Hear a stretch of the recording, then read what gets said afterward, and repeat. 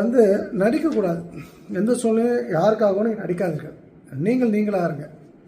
அதே போல் யாருக்காகவும் உங்களை நீங்கள் மாற்றிக்கொள்ளாதீர்கள். இப்போ வந்து சொக்கலிங்கத்துக்கு இது பிடிக்காது அப்படின்றதுக்காக நீங்கள் வந்து ஒரு போலியாக ஒரு சிரிப்பு, போலியாக ஒரு பேச்சு அப்படின்னா அது நல்லதில்லை. நீங்கள் நீங்களாக இருங்க. நீங்கள் எப்படி ஒரு முகத்தில் அடித்த மாதிரி பேசுவீங்களோ அப்படியே இருங்க. அதில் எந்த தவறும் கிடையாது.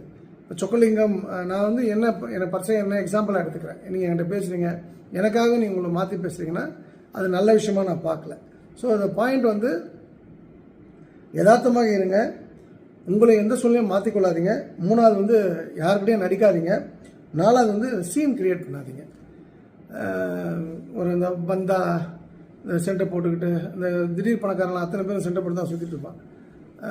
அது ரெண்டு காரணம் இருக்குது. ஒன்று வந்து ஒரு ஐஃபை சென்டர் யூஸ் பண்ணால் எல்லாருக்கும் தெரியணுன்ட்டு. ரெண்டாவது குளிக்காமல் இருப்பானுங்க 10 நாள் 15 நாள்.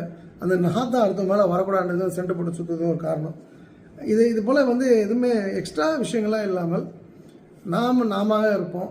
அதுதான் வந்து ரொம்ப நல்லது. என்ன சொல்கிறது, சீன் கிரியேட் பண்ணாதுன்றதுக்கு இன்னும் நிறைய எக்ஸாம்பிள் சொல்லலாம். அது நீங்களே தெரியும். வந்து திடீர் பணக்காரி எப்படி வந்து மேக்கப் போட்டு சுற்றுறா, எப்படி அலப்பறை பண்ணுறான்னு நிறைய இடங்களில் பேசும்போது கேட்டிருக்கலாம். ஸோ நம்ம எப்போவுமே அந்த சீன் மட்டும் கிரியேட் பண்ணக்கூடாது.